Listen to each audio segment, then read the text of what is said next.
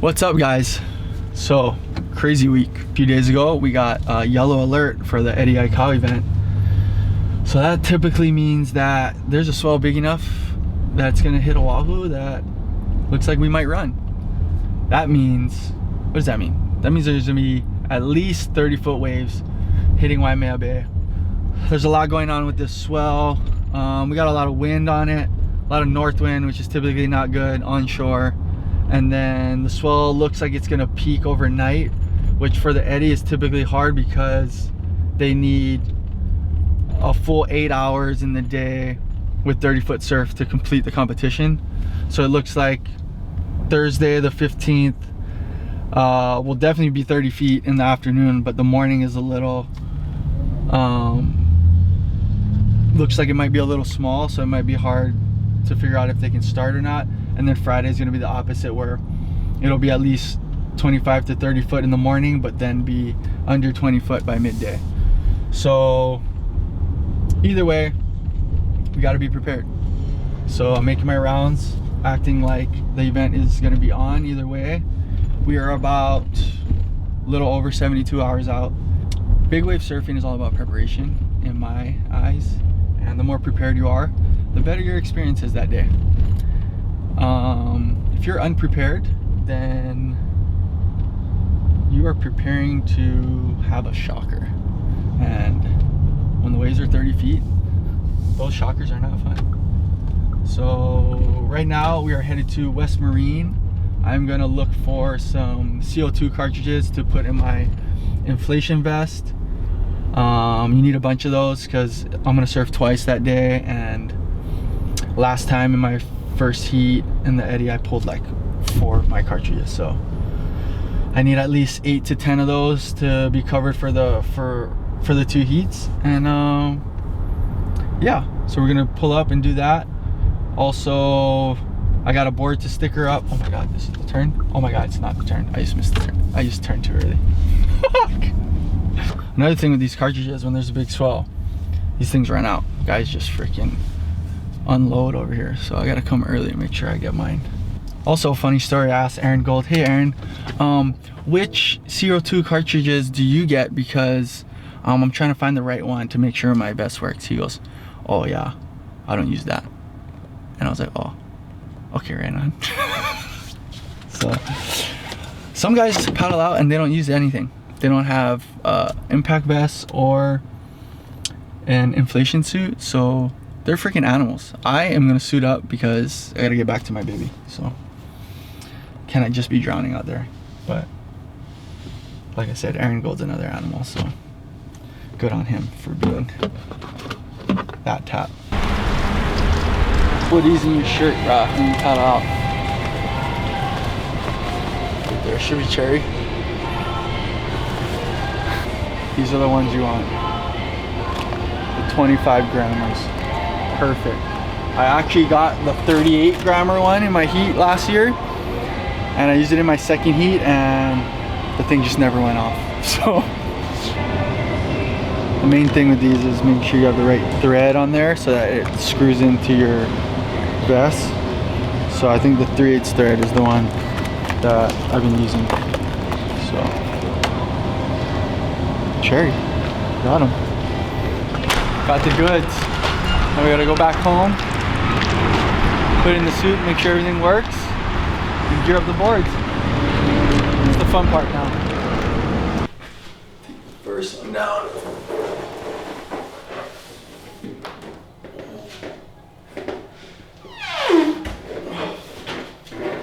It's the one I've been riding. My little 8.6 weapon.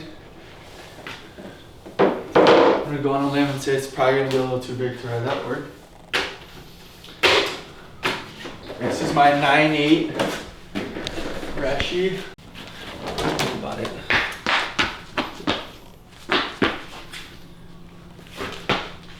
Is it enough deck pad? We're just gonna have to find out, I guess. Really like to think I'm not gonna be just breaking boards in my heat, but I don't know.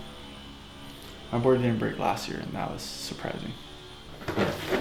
This board feels epic, though. It's a new one. I made a little smaller, shorter version of the board I rode last year. This one's a 9.8. And the board I rode last year is a 10.5. I was telling Carrie them I just want like a little less inches in the front, but like the same kind of volume in the board to like get into the wave. But if I can knife it a little more, then maybe I can sit a little more under it. Forest green. I'm going with a lot of earth tone colors lately. Excited to bust this thing out. You notice all these boards have 2 leash plugs because 1 is not enough. And we're going to have 2 leash strings because again 1 is not enough. So if 1 gives out, you have a backup. And if they both give up, you're swimming. This hammer jang setup right here is all from yours truly. I just cut and paste as much front grip pads as I can find from the kind and put it on my board. But I really pay attention to like not having it too much on the rail.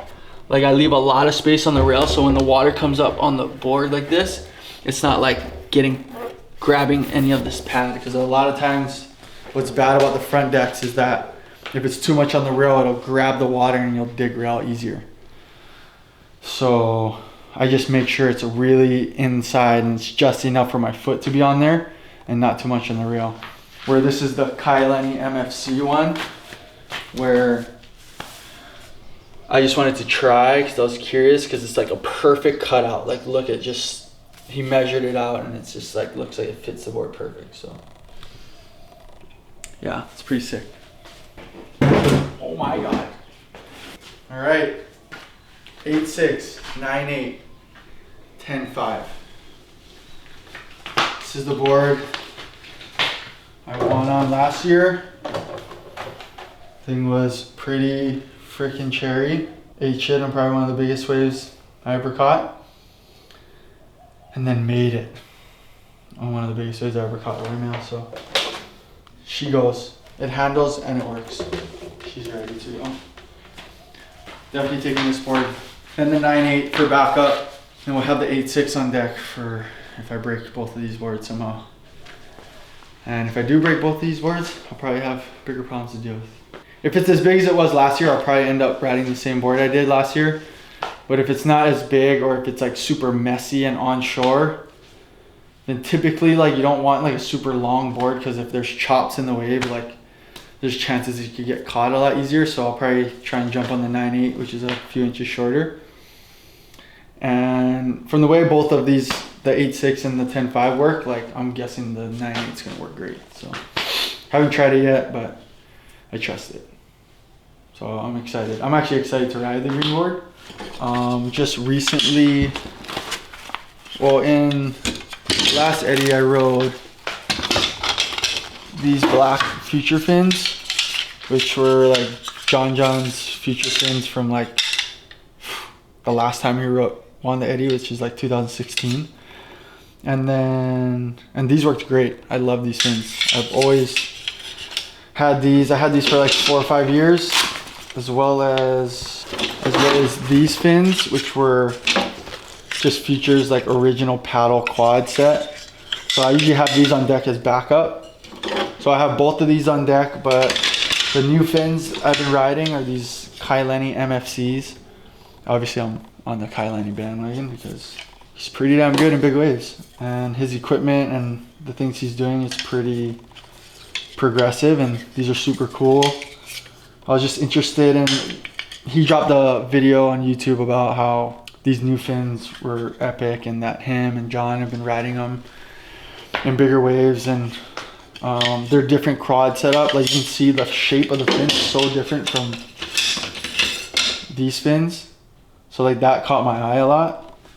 And also with the older quad setup, like it would be set up like this, where the front fin is bigger than the back fin. And that's kind of just like standard quad, where these are actually the opposite, where the back fin is actually bigger than the front fin. But then you can see the shape of the front fin's so different. It's like more straight up, smaller, and then the back fin has a little more rake. But I've been riding it in the 8.6 and a couple of our practice sessions, and dude, it feels crazy. So much more speed and control. I feel like I can turn the board a lot easier. So speed and maneuverability in big waves is pretty crucial. I can't go paddling out in a heat without having 3 boards ready to go. Because if I break one in the first 2 minutes of the heat and I come in, I'm on this one, there's a possibility where I can go out on my next wave, break that board as well. And if I don't have the 3rd one, then you have no chance. And I've seen that happen a lot in contests. So always have 3 boards on deck, ready to go, fins in, waxed up. So we'll probably look something like this.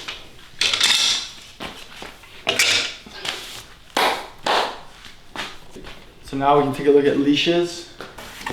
Then you got these bad boys. Keahi massive wave leash. Not big wave, massive wave leash. So this one's 9 feet long, super thick. You can tow your freaking car with this thing. And then if you notice here is super crazy. There's no Velcro to like attach your leash to like the leash strings. So you have to tie the leash string up into it so like it's way stronger. There's no like chance of like, oh, the Velcro came off and now I'm swimming and taking 30-foot waves on the head. So that's really good, nice to know. Comes with 2 leash strings attached. Also crazy, comes with this like little pull tab thing right where your ankle would be attached. And that's just in case you're over your board and you want to get the hell out of the situation you're in. You pull that thing, eject cord, your board goes wherever and you can swim away into safety or get picked up at a ski. Then we got the impact inflation situation. So first off, XL is helping me work on a impact suit, which is like a spring suit, basically just like this. And it's just gonna have some padding in the back and the legs to just help me float and just protect me a little bit. And then I'll actually put this on over this Patagonia inflation suit, which will have the canisters that we picked up will get screwed into this thing right here. And there's actually holes or snaps that they put in these impact suits that the pull things can come out of. So I can pull them, or else they'll be like, you need these little things to come out so you can pull the lever so that the cartridge can go off, and then it'll create like a, basically like a bag or balloon of air that'll bring me up to the surface. So that's what's gonna be over there. And then with that over the top of it, this is where these come into play. So we got them all laid out, single packs. Also got a few left over from last year. They're still good. So I have a bunch of them. Let's just test them out, make sure everything's cherry. I'm just making sure that they all fit, like the threading, like I said, and make sure it goes on. Wow, that just made me nervous. It wasn't going in, but now it is. So bango, it's in. I will pull this, boop, and it'll inflate the whole bag. That's one. So you'll have 4 of these locked into you. 2 on the front, 2 on the back. Actually, in the eddy, it's crazy. You only get 4 waves in your heat. You have an hour to catch 4 waves. Once your 4 waves are done, you come in.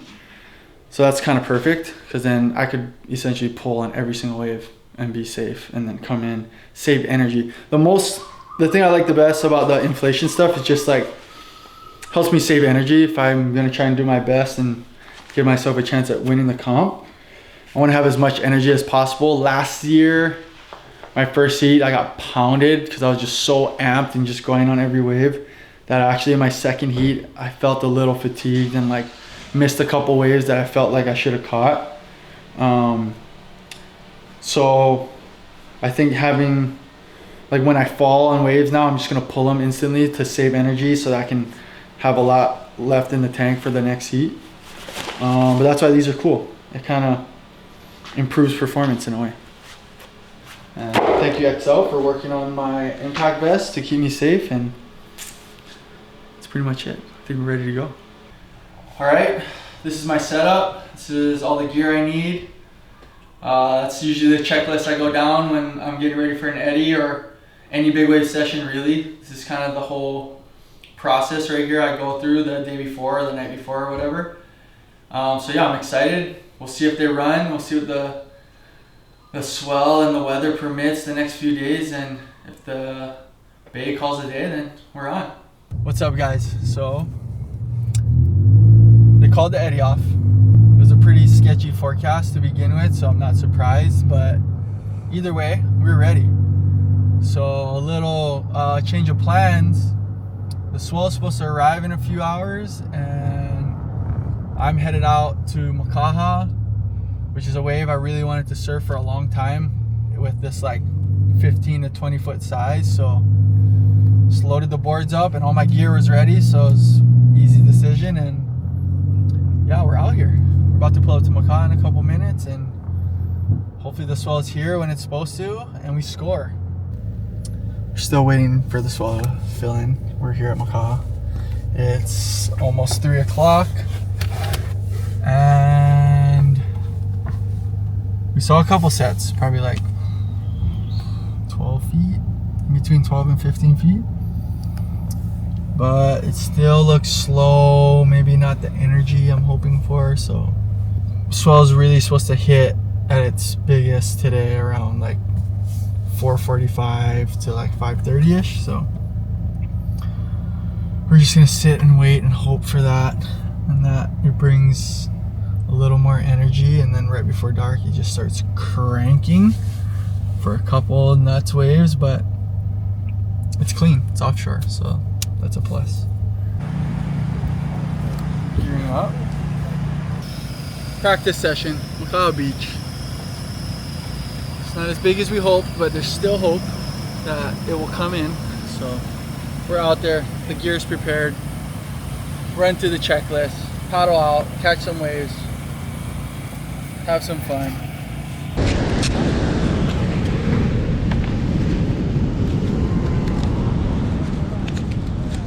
All right, brother. See you out there. I'll see you out there. 15 to 18 foot Makaha. Paddling out on my 8.6 4 fin to coral. Matt's gonna jump on the ski, hopefully get some shots. We're out there.